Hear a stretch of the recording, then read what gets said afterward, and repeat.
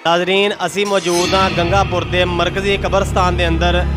इस कब्रस्तान के मुतलक असी अहले इलाका के कोलों सुनिया कि इस कब्रस्तान के विच एक ऐसी खौफनाक और दहशतनाक चीज़ आई हुई है कि जिहड़ी डायरैक्ट कबर के विच दाखिल होंदी है। पहलों एक खड्डा मारदी है, उस तो बाद कबर च दाखिल होंदी है और मुर्दे नूं नुकसान पहुँचाती है।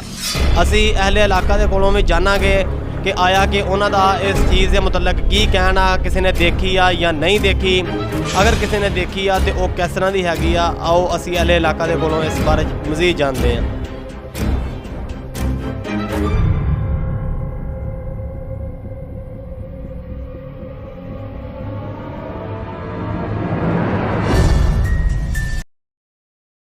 नाज़रीन असी मौजूद हाँ गंगापुर के मरकजी कब्रस्तान के अंदर। गंगापुर एक गाँव आ, वो असी कब्रस्तान के अंदर मौजूद हाँ और सानू दोस्तों ने यह इतलाह दी सी कि इस कब्रस्तान के अंदर कोई एक ऐसी मखलूक आई हुई आ जिहड़ी कि मुर्दे नूं नुकसान पहुँचाती आ। कबर दे विच खड्डे मारदी आ, एक टोया नुमा पहलों टोआ मारदी आ, उस तो बाद कबर दे विच दाखिल हुंदी आ और उस तो बाद जिहड़े मुर्दे को ही ताज़ा दफना के जाइदे उन्होंने नुकसान पहुँचाती आ।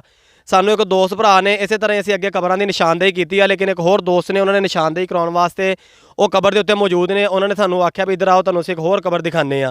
तो अगर मेरा कैमरामैन दिखा सके कि बिल्कुल कबर आ सामने, पहलों कबर दिखाओ जी। बिल्कुल आ सामने 4-5 कबरां इकट्ठियां बणियां होईयां ने और इस तरह ही एक कबर के बिल्कुल मुढ़ दे विच बहुत वड्डा टोया वजह है, जिहदे विचों कबर की अंदरूनी सारी सूरत हाल वेखी जा सकती है। तो दोस्त साडे नाल मौजूद आ, इन्हां कोलों पुछदे आ कि इस तरह के खड्डे इस कब्रस्तान दे विच होर भी है नहीं या सिर्फ इस तरह के आही है जी।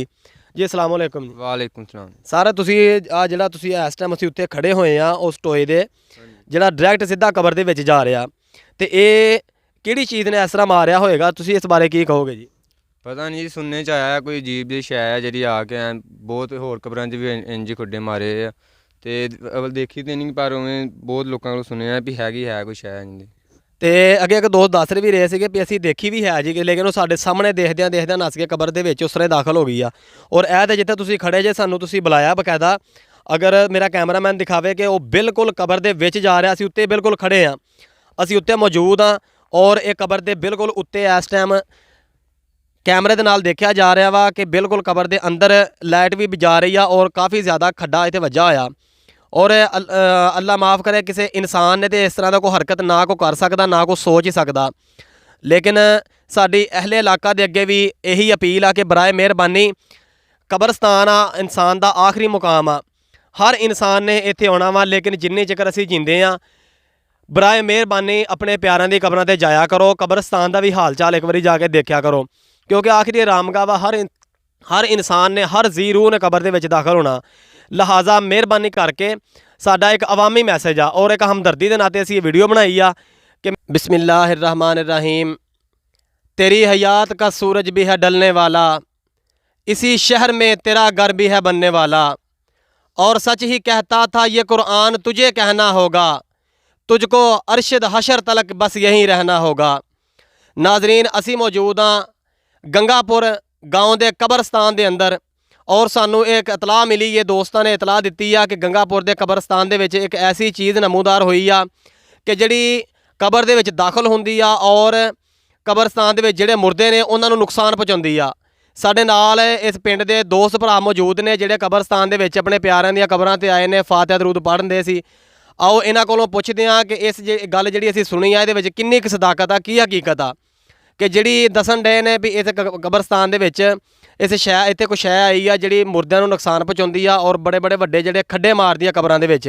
आओ साडे नाल दोस्त मौजूद ने, इन्हां कोलों पुछदे आ कि इन्हां दा इस बारे की कहना जी। अस्सलाम वालेकुम जी। वालेकुम सलाम। सर की नाम है तुहाडा जी? सुनैन।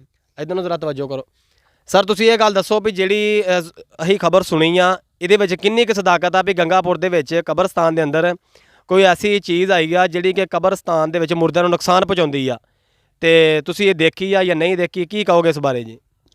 बहरहाल चंगी तरह तो नहीं देखी, जिसले कब्रस्तान च मलंग वगैरह रहिंदे ने उन्होंने पिंड वालिਆਂ ਨੂੰ तलाह दी है भी इत्थे कोई शै है वा, तो उन्होंने पिंड के बंदे दसिया भी है, मगर ये बारे कोई रिएक्शन नहीं लिया गया, तो कोई शै है वा। तुसीं अपनी अखीं देखी है जिहड़ी शै है सी किस तरह दी आ, किस तरह दिखाई दिंदी है जी? वो थोड़ी देर पहले कब्रस्तान आए चंगी तरह नहीं देखी, लेकिन कोई शै है वा, एक खड्डा जिहा सी उहदे विच कोई शै फड़ी है, हुण उहनूं चंगी तरह नहीं वेख ਕੋਈ ਸ਼ੈ ਹੈ ਸੀ। ਤੋ ਦੋਸਤ ਸਾਡੇ ਨਾਲ ਹੋਰ ਮੌਜੂਦ ਨੇ, ਆਓ ਇਹਨਾਂ ਕੋਲੋਂ ਪੁੱਛਦੇ ਹਾਂ ਕਿ ਇਹ ਕਬਰਸਤਾਨ ਦੇ ਵਿੱਚ ਜਗ੍ਹਾ ਜਗ੍ਹਾ ਤੇ ਜਿੱਥੇ ਕਬਰਾਂ ਦੇ ਨਾਲ ਬੜੇ ਬੜੇ ਵੱਡੇ ਖੱਡੇ ਨੇ ਤੇ ਉਹਨਾਂ ਦਾ ਇਸ ਬਾਰੇ ਕੀ ਕਹਿਣਾ ਵੀ ਇਸ ਤਰ੍ਹਾਂ ਦੀ ਕੋਈ ਚੀਜ਼ ਇੱਥੇ ਹੈਗੀ ਆ, ਤੁਸੀਂ ਦੇਖੀ ਆ ਜਾਂ ਤੁਸੀਂ ਸੁਣਿਆ ਇਸ ਬਾਰੇ ਦੇ ਵਿੱਚ? ਜੀ ਅਸੀਂ ਇੱਥੇ ਕਬਰਸਤਾਨ ਦੇ ਵਿੱਚ ਆਏ ਸੀ ਤੇ ਕੋਈ ਸ਼ੈ ਵੇਖੀ ਆ, ਮੋਢਾ ਜਾਂ ਪਾ ਕੇ ਨਾ ਅੰਦਰ ਜਾਂਦੀ ਪਈ ਸੀ ਤੇ ਇਹਨਾਂ ਨਹੀਂ ਪਤਾ ਹੈਗੀ ਕੀ ਸ਼ੈ ਵਾ।